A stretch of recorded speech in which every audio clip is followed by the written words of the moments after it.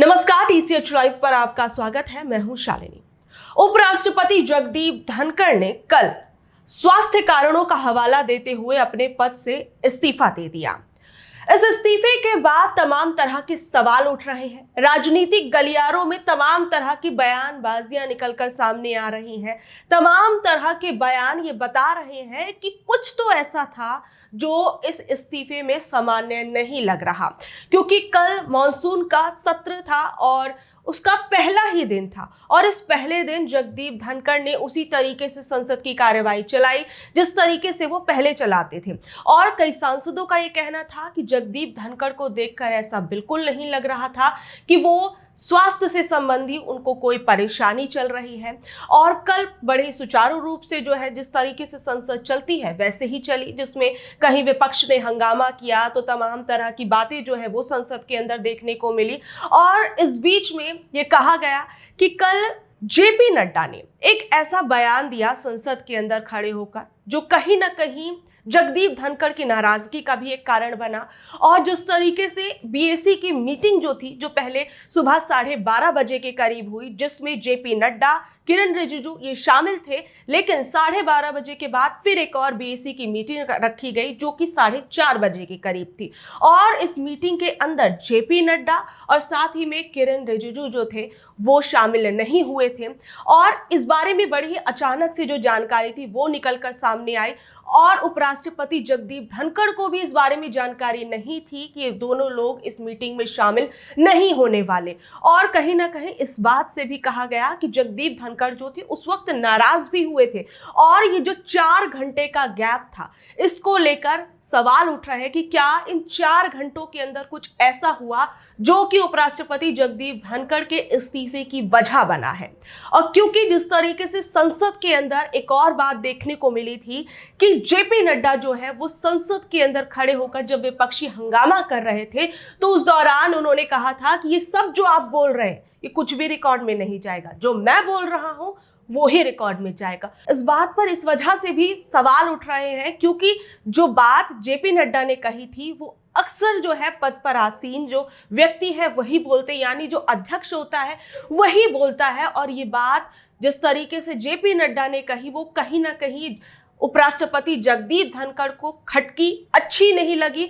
और इस तमाम चीजों को बहुत ही जोड़कर करीने से देखा जा रहा है कि क्या ये जिस तरीके की गतिविधियां इन कुछ घंटों के अंदर देखने को मिली वही शाम होते होते उपराष्ट्रपति जगदीप धनखड़ के क्या इस्तीफे की वजह बना, या फिर जिस तरीके से राजनाथ सिंह के घर पर जो मीटिंग्स हुई और उसमें से कुछ लोगों ने जो है वो आकर बताया कि उनसे एक सफेद कोरे कागज पर दस्तखत कराए गए, ये तमाम चीजों को जोड़कर देखा जा रहा है। और जिस तरीके से जो स्वास्थ्य कारणों का हवाला जो है वो जगदीप धनखड़ दे रहे हैं उस पर विपक्ष जो है वो सवाल उठा रहा है कि अचानक से ऐसा क्या हुआ। ये इस्तीफा जो है मॉनसून सत्र के शुरू होने से पहले भी दिया जा सकता था और यहां तक कि उपराष्ट्रपति जगदीप धनखड़ की ऐसी आने वाले समय में भी बहुत सी मीटिंग्स जो थी वो शेड्यूल्ड थी, तो उसे लेकर भी सवाल उठ रहे हैं। अब ऐसे में पूरे के पूरे इस्तीफे का जो प्रकरण देखने को मिल रहा है इस पर विपक्ष के भी बयान सामने आ रहे हैं। सबसे पहले आप अखिलेश यादव को सुनिए, उन्होंने जगदीप धनखड़ जी के इस्तीफे पर क्या कुछ कहा है। इस्तीफे की बात है तो जो हम लोगों को जानकारी मिली है स्वास्थ्य को लेकर के, तो इसमें हम लोग क्या बोल सकते हैं, किसी का व्यक्तिगत फैसला है और स्वास्थ्य को लेकर के है, तो क्या राजनीति के मायने निकाले इसमें।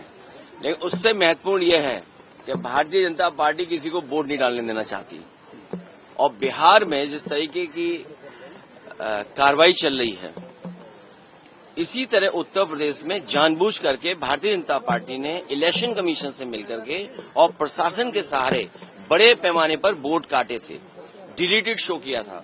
और जिस समय हम लोगों ने आपत्ति की और आरोप लगाया तो उन्होंने हमें नोटिस दिया।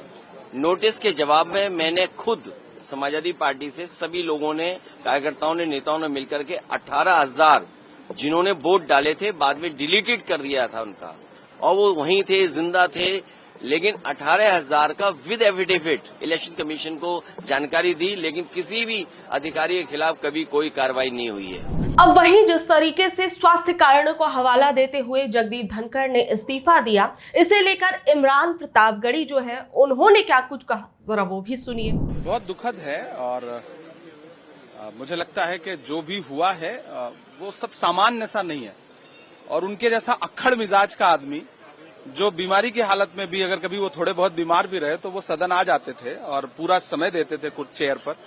उनका ये कहते हुए कि स्वास्थ्य कारणों की वजह से इस्तीफा दे रहे हैं, मुझे सब सामान्य नहीं लग रहा है और कम से कम सरकार को इस पर बोलना चाहिए। सरकार बिल्कुल चुप है और ये चुप्पी जो है वो दर्शाती है कि सब कुछ सामान्य नहीं। अब इस पूरे के पूरे इस्तीफे के प्रकरण को शक की निगाहों से देखा जा रहा है। पूर्णिया से सांसद पप्पू यादव, उन्होंने भी अपना बयान जो है वो दिया है। उन्होंने क्या कुछ कहा, जरा वो सुनिए। धनखड़ जी ने तो मैंने कह ही दिया भैया कि आप सुबह भी अपमानित किए, आज से जो मैं कहूँ वही जाएगा। तो आप चैलेंज कर रहे हैं संविधान, चैलेंज कर रहे हैं लोकतांत्रिक मूल्यों को।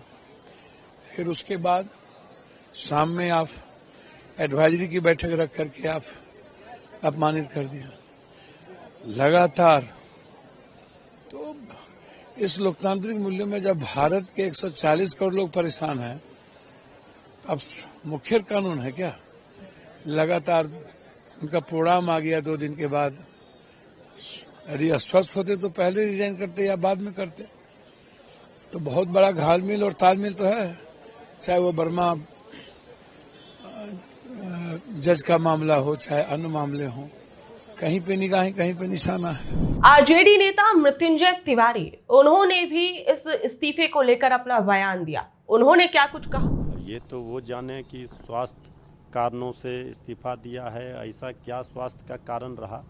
लेकिन जो प्रतीत होता है प्रथम दृष्टिया, कहीं न कहीं उन्होंने दबाव में इस्तीफा दिया है। उनकी भावना कहीं न कहीं आहत हुई है। उनके विशेषाधिकार का जो हनन हो रहा था और उनके विशेषाधिकार को जो चुनौती दी जा रही थी राज्यसभा में बीजेपी के केंद्रीय मंत्री, बीजेपी के नेताओं के द्वारा, उनसे कहीं न कहीं वो आहत होंगे। कोई न कोई तो अंदरूनी कारण रहा है जिस कारण से उन्होंने इस्तीफा दिया है।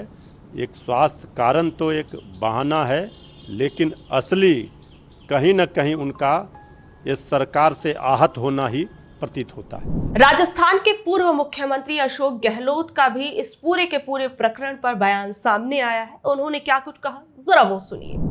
ये पूरे देश के लिए चौंकाने वाला है, पूरे देश के लिए चौंकाने वाला है। और जो स्वास्थ्य कारणों का हवाला दिया,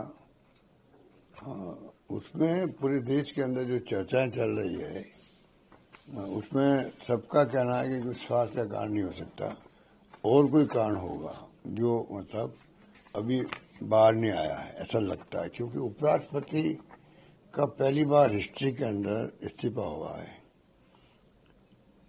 हिस्ट्री में पहली बार कोई उपराष्ट्रपति इस्तीफा दिया। कई बार prime minister, president of India, इनके हार्ट का ऑपरेशन भी होता है तब भी इस्तीफे नहीं होते हैं, बाईपास होते तब भी इस्तीफे नहीं होते हैं।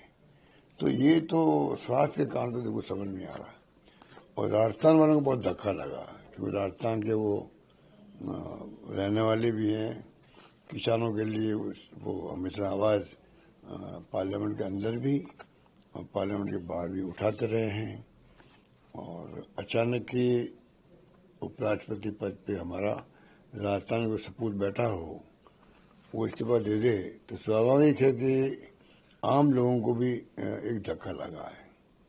अब क्यों दिया ये समझ के परे। हालांकि मैंने अभी 10 दिन पहले ही कहा था जोधपुर के अंदर, मैंने कहा कि उपराष्ट्रपति जो चेयरमैन है राज्यसभा के और लोकसभा के चेयरमैन है ओम बिरला जी, दोनों दबाव में काम कर रहे हैं, दबाव में काम कर रहे हैं।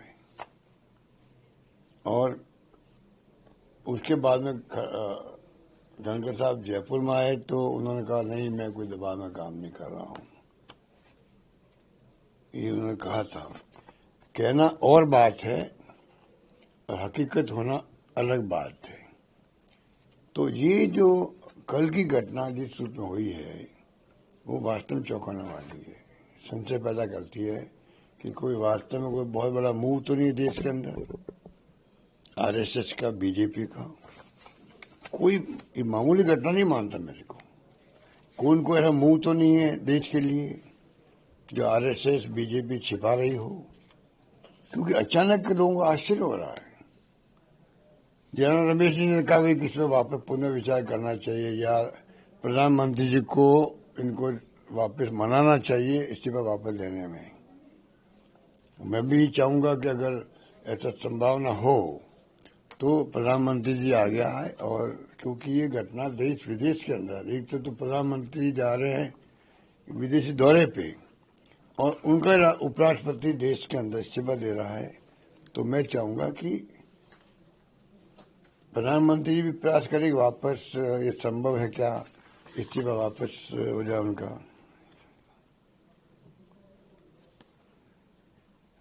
तो ये जो स्थिति बनी, अभी खबरें आ रही है कि सरकार कोई फेयरवेल नहीं देगी, तो ये तमाम बातें जो है ये चौंकाने वाले भी है, आश्चर्यचकित करने वाली भी है, दुखद भी है और कई क्वेश्चन खड़ा करने वाली भी है, जो समय आने पे आपको मालूम पड़ेगा कि हकीकत क्या थी।